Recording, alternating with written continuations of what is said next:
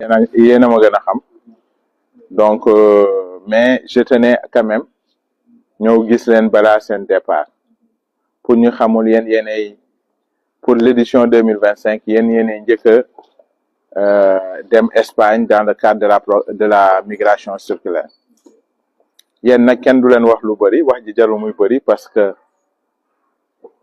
tey programme bi bu mënee continuer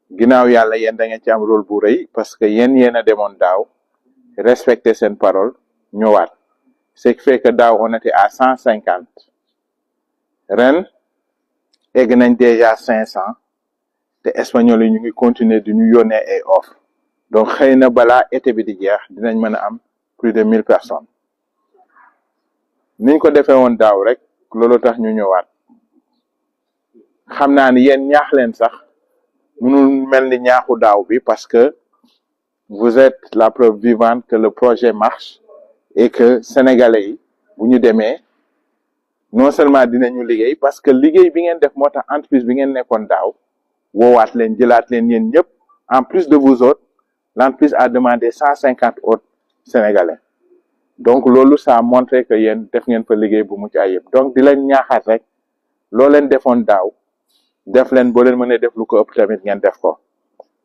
comme ni ma leen ko waxee woon daaw lii nii ngeen di yóbbaale moo tax ma leen ko indil may leen yóbbu leen ngeen taf ko foofu ngeen wane ni yéen vous représentez un pays extraordinaire qui s'appelle le Sénégal et que liñ leen laaj di ngeen ko def surtout bu ñibbisi jotee di ngeen ñibbisi parce que tey ñun Maroc la ñu teg bët ndax Maroc il a 15 000 personnes yu muy yóbbu par année pourquoi pas nous parce que tout à l'heure comme ni ma leen koy waxee yéen ñëpp bi ngeen ñëwee 4 mois yi ngeen def fii grâce au travail yi ngeen def fële Espagne loolu moo leen permettre ngeen gérer quelques projets ici dans ce pays-là imaginez daaw 150 ngeen woon bu ñu demee ba am 15 000 sénégalais yoo xam ne dañuy ñëw ak koom-koom ak xam-xam pour réew mi donc vraiment di leen wax merci di leen souhaiter bonne chance encore une fois de plus bu leen fa def dara lu ñuy xeebee fàttaliku leen toujours que vous avez le drapeau du Sénégal en main te bu leen mës a nangu mu daanu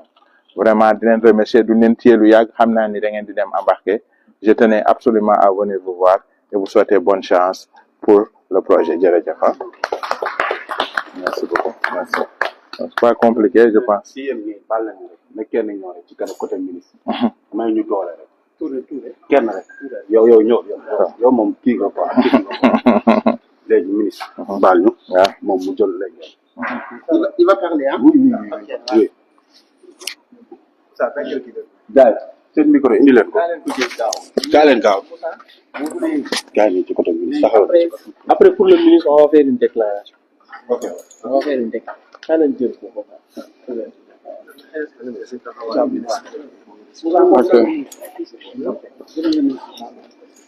OK.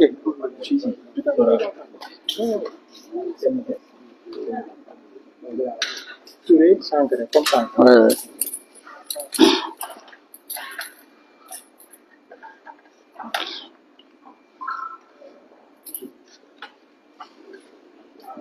C'est bon. Oui.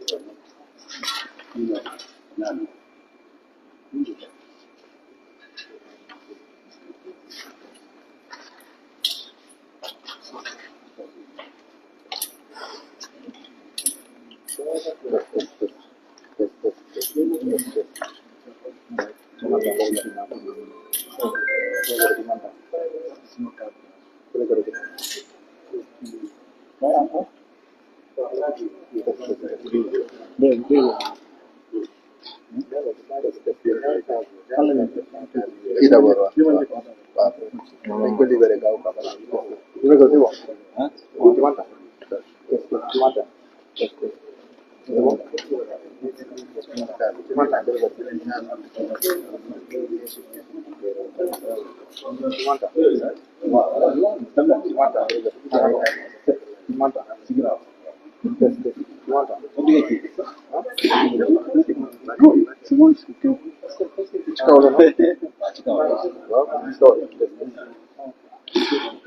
Am na xol am na xol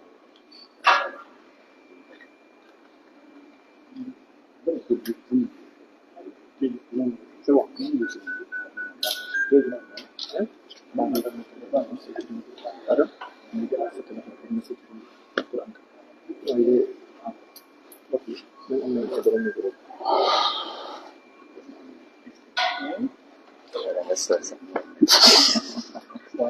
Ça va.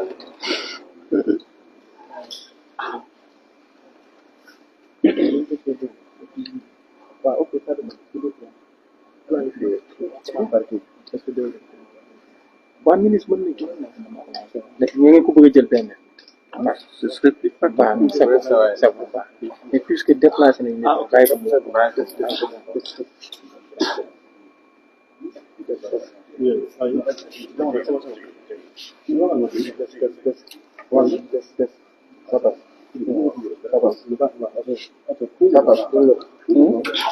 non kii quoi après c'est bon.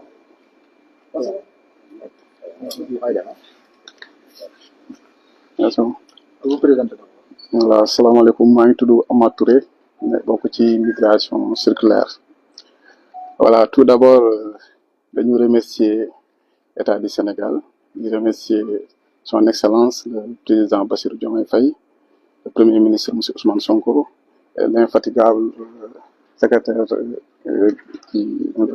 secrétaire d'État Amadou Chérif Diouf voilà parce que migration circulaire man depuis 2023 laa dem bi mooy sama 3e fois voilà mais moom Amadou Chérif Diouf ñoo xam nañ ko bu baax ndax daaw fekk nañu ba ci tool yi jël temps di liggéey foofu voilà li may ñëw rek pour wax ko bon sénégalais mu nekk connaissance de cause aussi di ko wax te yàlla tax te mu dund ko mooy migration circulaire avantage la parce que mu ngi nii ñun déjà biñ ñëwee 4 mois lañ fi def ñoom ñu di delluwaat te entreprise bi ñu nekkal am nañu moom contrat bu 4 ans te bu 4 ans yi jeexee après ñu neexoon ndax dañu continuer ak moom wala ndax dañu indépendant loolu opportunité la man ni bi may dugg ci migration circulaire dama déposé parce que ci affaire de production de pépinière ci yooyu laa nekkoon ma déposé bi ma déposé sax fàtte ko parce que def ma sax sama yaakaar ñu woo ma entretien ma ñëw jàll dem ñu oowaat ma andi sama passeport et tout après ñu jël ma ci laa commencé di dem ci migration circulaire li am ren aussi tamit gis nañ ko mais ñoo ngi koy rafetlu bu baax a baax parce que niñ ko lancé ñëpp gis ko ñëpp xam ko yaakaar naa dina am lu bëri lu mu liggéey ci jeunesse bi ñëpp xam ne état Sénégal am na projet boo xam ne accord boo xam ne kii nañ ko signé nañ ko ak Espagne te aussi autre chose état bi toujours daf ñu accompagner comme nii ni ñu demee nii bu ñu fekkee fii wax ak ñun ba pare bu ñu demee dañu fay fekk bu ñu fa fekkee xool ci yan condition lañ nekk bu ñu paree wax ak entreprise bi ñoom bu ñu paree ñëwaat bu ñu ñëwaatee fii aussi dañu am rencontre ak ñoom aussi bu ñu waree delluwaat aussi même chose voilà li ñu wax en grosso modo migration circulaire avantage bi ci nekk kenn mënu ko xayma parce que déjà que ñu dañ fa dem di liggéey ñi nga xam ne dañoo jaar ci gaal yi di liggéey ñi nga xam ne ay moodu maloon ñu vol lañ jëloon dem ba am seen i kayit mais ñoom seen bopp ñun ñi nga xam ne ci lii dañ commencé nekk ci migration circulaire ñoom dañoo naan ñoom dañoo ñëw ci liñ nekk voilà aussi ñu si naan alhamdulilah parce que déjà que taxuñu bàyyi suñu liggéey buñ demee ñëw ci liñ nekkoon ci wàllum agriculture beeg mbéy yeeg affaire yooyu noonu bu ñëwee dañ ciy continuer li ñu am andi ko ci renforcer ko ci amaana tey ñun ñoo ci nekkoon dañu jël keneen mu gérer ñu ko bu ëppee ñu jëlaat keneen ak keneen ñi ci nekk tamit am expérience avec agriculture bu ubbee ñoom tamit ñu dem déposer tenter seen sens voilà c'est ça. ban année nga commencé dem foofu waxoon nga ni c'est pas la première fois. non 2023 laa yem bi mooy sama 3e fois ma war a dem. léegi foofu agriculture yan façon mbéy ngeen def yan culture. foofu béy nañ fa man liggéey naa ci CRSA aussi ak kii tomate concombre entreprise bi mu mujjee nekk fraise laa liggéey foofu fraise mais hors sol la quoi maanaam xam nga am na fraise yoo xam ne xam nga boo ne fraise parfois nit ñi mën nañ ne non liggéey fraise boo demee da ngay sëgg ba sa ndigil yaa ko non ñun fraise ñuy liggéey ñëw da ngay taxaw ni di liggéey fi mu nekk ni dañu dem nii dañu dem pour plantar ci kanam affaire bi commencé kii récolte bi doo ko commencé voilà c'est ça. waaw conditions yi alhamdulilah parce que aussi conditions yi li ñu wax rek moo fay nekk xam aussi dañu xam ne demuñ vacances ñu koy dem vacances hôtel bu confort ngay jël nga dem jaax fa sa xaalis ñëwaat mais dañ dem pour liggéey di nga tëdd toilette yi am na accessibilité frigo yi ñoo ngi ci cuisine yi voilà c'est ça amul liggéey leneen. bi seerul trop matin du soir ba matin du ba guddi ñu liggéey wala. non ñun entreprise bi ñu mujjee nekk fraise bi ñuy liggéey daanaka bu fraise sax bu naaj bi tàngee trop doo ko liggéey ñun bu ñu xëyee 7 heures la ñu commencé wàcc 13h10 yenn saa yi mu dem ba 14h bu sori 15h ñu wàcc li ci des ci journée bi ñoom suñu bopp. bu subaa tànk. bu subaa nga xëy liggéey voilà te heure de travail par li ngay liggéey nag lañ lay fay boo tëddee di nelaw kenn du la ko fay parce que lañ lay fay par heure lañ lay fay voilà entreprise bi ñu nekk man bi ma nekk parce que ñun ñëpp bokkuñ ci fi ñu nekk mais man fi ma ne le premier bu tombé wut ak samedi wala dimanche wala férié sa xaalis dañ la koy fay 15 jours bu jotee dañ lay dugal 300 € parce que diggante bi mën nañ jàpp ne am nga ci mën nga am yenn soxla yu noonu. logement ba compliqué boobu seen non logement yi non nice voilà nice xatul bon ñu ngi fay nekk nañ fa nekk bi normal daal voilà c'est ça. voilà nga tubaab tuuti. français bon. français neex nga yor de waaw ñamal ñu tuuti rek. voilà d'accord bon tout d'abord je vous remercie et aussi je remercie l'État du Sénégal voilà pour son engagement en plus son soutien envers les migrants circulaires. Voilà, c'est ça. Comment vous trouvez ce programme exactement? Et Bon, depuis quand vous êtes dedans? Depuis 2023. Voilà, c'est la 3e fois. Dites-nous, une fois sur place, quel est le travail que vous faites concrètement? Bon, moi je travaille là-bas des cueillettes de CRSA, concombre, tomates. Actuellement, je travaille dans une entreprise pour les cueillettes de fraises. Est-ce que ce programme doit être intensifié à votre avis, puisque vous avez déjà l'expérience? Oui, bon. Tout ce que je peux dire, parfait pas. Voilà. La durée du travail, c'est pas trop compliqué. Non, c'est pas trop compliqué, c'est pas dire aussi. Les heures de travail. Les heures de travail, bon, on travaille de 7 heures, parfois à 13h10, parfois à 14 heures, parfois à 15 heures. On ne dépasse pas à 15 heures. On descend, c'est... Et les conditions aussi sont bonnes? Oui, les conditions, alhamdoulilah, sont bonnes. Voilà. On dort bien, on communique bien, il y a le wifi, connexion, appel, tout. Voilà. On vous a remis le drapeau pour préserver l'image du Sénégal. Oui, c'est ça, parce que tout d'abord, on est tous des ambassadeurs. Hein. Voilà, parce que déjà que, comme le secrétaire d'État l'a dit, on est allé pour représenter le Sénégal. Voilà, c'est ça. Voilà. Chacun est ambassadeur. Voilà, donc aussi, j'espère que comme c'est la troisième fois, on est déjà expérimenté. Voilà. Merci beaucoup. Okay. Merci beaucoup et bonne chance. Hein. Merci beaucoup. Bonne chance. Mais on enchaîne avec le ministre.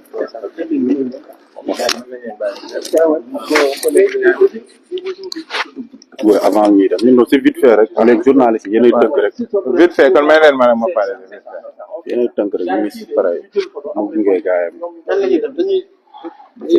chargé nañ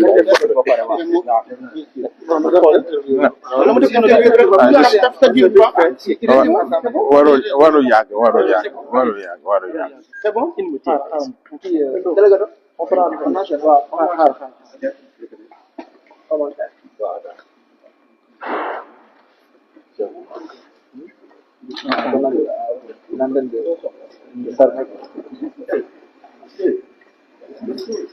Non, on attend l'autre là. C'est bon, il a 20 secondes pour nous rejoindre. yow ci lii rek affaire la ñun ci ay système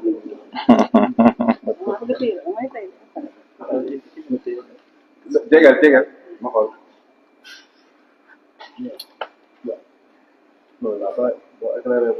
Tam 10 secondes. Non, à moins que mu taxawee lumière bi nii la war a nekk en face. Voilà, nii comme ça. C'est bon, hein? Bon, dans 10 secondes, on lance le chrono. C'est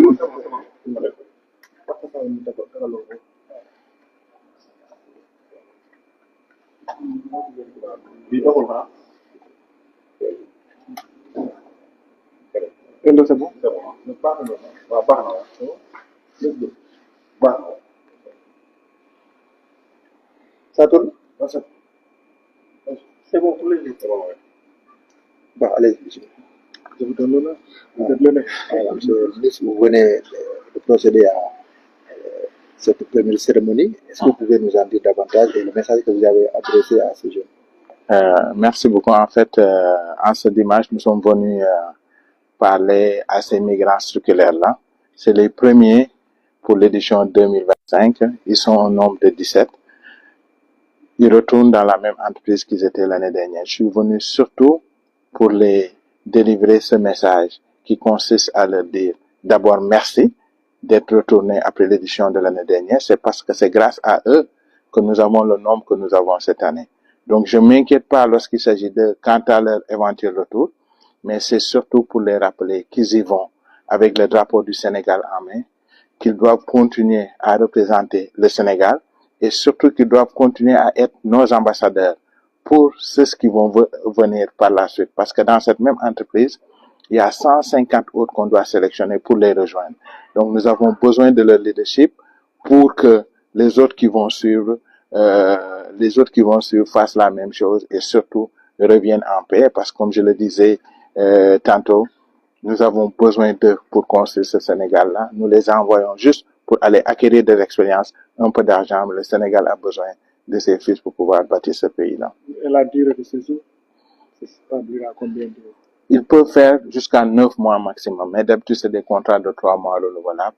Mais pour eux, vu qu'ils partent très tôt, j'ai espoir qu'ils vont pouvoir rester au moins 9 mois, ces gens. La première délégation compte combien de jeunes et la suite sera au total combien? Oui, aujourd'hui, c'est 17 personnes, mais au total, on a 370 au total. Donc, il y a ces différentes entreprises qui vont les amener. Mais je tenais à venir pour ces premiers qui quittent le Sénégal. Et comme je l'ai dit, à part ces 370, il y a 150 autres que nous devons sélectionner. Donc, c'est l'occasion pour parler à cette jeunesse-là, à tous ces gens-là qui ont déposé, pour dire que le processus n'est pas encore terminé, dans le sens où nous continuons à recevoir des offres des entreprises espagnoles. Et au-delà même de l'Espagne, il y a d'autres pays qui nous ont contactés qui veulent avoir le même programme que l'Espagne. Nous essayons de leur trouver une voie régulière pour partir. Il faut que les jeunes évitent de risquer leur vie en prenant la voie de la mer. Il faut qu'ils restent. Comme je le disais, c'est pas une politique de lutte contre l'emploi, c'est une politique de lutte contre la migration irrégulière. Parce que les emplois, on les créera ici au Sénégal avec la politique que notre gouvernement compte mettre en place. Vous voulez dire que les jeunes qui veulent aller dans cette lancée pour continuer à déposer? Non, ils n'ont pas besoin de déposer. On a 47 000. Il y en a une base de données de 47 000 jeunes qui ont manifesté leur volonté de partir. Donc, on va continuer à puiser sur cette base de données-là lorsqu'on aura d'autres offres. Donc, ils peuvent patienter parce que c'est pas encore terminé. Ils auront peut-être la chance d'y aller comme ces jeunes-là. Peut-être pour terminer, allez-y. Quelle assurance à la population sénégalaise qui s'inquiète par rapport aux conditions de séjour de ces Sénégalais qui sont envoyés exactement? Est-ce que vous prévoyez aussi d'aller faire des visites de prospection pour voir... Comme l'année dernière, nous nous sommes engagés à aller voir leurs conditions de travail. L'année dernière, ça s'était très bien passé. Pour ces jeunes-là, ils retournent dans la même entreprise, dans les mêmes conditions. Je suis sûr que s'ils n'étaient pas dans de bonnes conditions, ils n'accepteraient pas de retourner. Donc, ils sont dans de bonnes conditions, machallah, comme il nous l'a dit tout à l'heure d'ailleurs. waaw di leen gërëm di leen sant ndax dimanche bi moom yëkkati nit ñi jafe na mais dama ñëwoon rek ci suñu rakk yi nga xam ne dañuy dem Espagne ñoom ñooy première délégation bi war a dem différence bi nag ñii di dem du ñu bees lii du lu bees ci ñoom ndax daaw demoon nañu am na ci ñoo xam ne sax demoon nañ en 2023 ñëw rek continuer di leen ñaaxaat ne leen amaana am nañ yaakaar sax ngeen ñibbisi parce que def ngeen ko ba pare mais dañu bëgg toujours ngeen continuer di xam ne yéen ay ambassadeur ngeen Sénégal boo leen fa demee drapeau bi ngeen yor ba ci kaw bu leen mës a nangu drapeau bi di wàcc leneen di tax aussi ma ñëwoon bëgg a waxtaan ak ñoom am na yeneen doomi Sénégal yoo xam ne musuñu dem yoo xam ne dinañ leen fekk ci ñoom seen entreprise bii ñuy dem kooku yónnee nañu demande de 150 autres jeunes ñun dañu yaakaar ci ñoom trop pour que bu ñu demee ñu guider seen rakk yi leen di fekk pour que ñoom ñëpp ñu ñibbi seen doo ndax comme ni ma ko doon waxee nag programme bi c'est pour lutter contre la migration irrégulière mais du programme d'emploi en tant que tel parce que programme d'emploi ñu ngi koy def fii nii ci réew bi à travers le référentiel 2050 incha allah réew mi dina am liggéey pour suñuy doom war fee mën a toog bëgg surtout wax ñi nga xam ne bëgg nañoo dem te nekkoon ci base de données bi que entreprise espagnole yaa ngi continuer di ñu yónnee ay offre yooyu nag buñ ko jotee dañuy puiser ci base de données bi pour que ñooñu may leen seen chance pour résumer rek bàyyi leen jël gaal gi toog leen ñu liggéey Sénégal ñi nga xam ne dañoo bëgg a dem joxe seen truc ñu ngi xool ku ci am chance rek di nga war a mën a dem mais daal surtout bu leen dara jaral ñuy xel di jël gaal gi naan dañoo bëgg a dem bitim réew. vague bi sont ñaata lañ. ñii 17 lañu mais au total am nañu 370 yoo xam ne ñu ci bëri ñu ngi ci processus de visa bi bu weesoo loolu le 2 avril war nañ def sélection beneen 150 ñemewu ma wax 200 sax mais en fait am na beneen entreprise bu ñu def 50 peut-être sax balaa ñu ci yegg dina am yeneen parce que nu ñu waxtaanee ak autorité espagnole yi jàpp nañ ni ren balaa lii di jeex dinañ mën a yóbbu lu mu tuuti 1000 personnes. mi ñu annoncé ni dinañ yóbbu ay ndaw Sénégal bitim réew ñu liggéey yi inquiétude bëri woon na si côté population bi bëri jàpp ne situation bi ñu fay nekk situation bu gën ban assurance ngay defal population bi tey. d'abord ni nga ko waxee sax noonu la am na ñu dem sax ba ne esclavage ñuy xamal ni tey Espagne ñun ñooy dem di béy Espagne mais vers les années 60-70 espagnols yi ñoom ñoo dem France di fa béy ñun dañoo bëgg file ki diir ñeneen ñi di ñëw di béy si fii nii donc ci ay conditions yu baax lañ nekk man daaw dem naa ba fekki leen ci tool yi xool lan lañ fa nekkee liggéey ak ñoom sax moo tax may leen liggéey bi sax taxul mu métti noonu ndax man mii sax ñefe naa ko ak ñoom si yaa ngi comprendre donc conditions yu baax la ñu nekk waaye loolu du tere tamit ren incha allah bu ñëpp demee dinañu programmer dem su fekki leen ci tool yi comme niñ ko defee woon année bi passée jërëjëf. jël leen micro yi ñu def photo bi non waaw. des na benn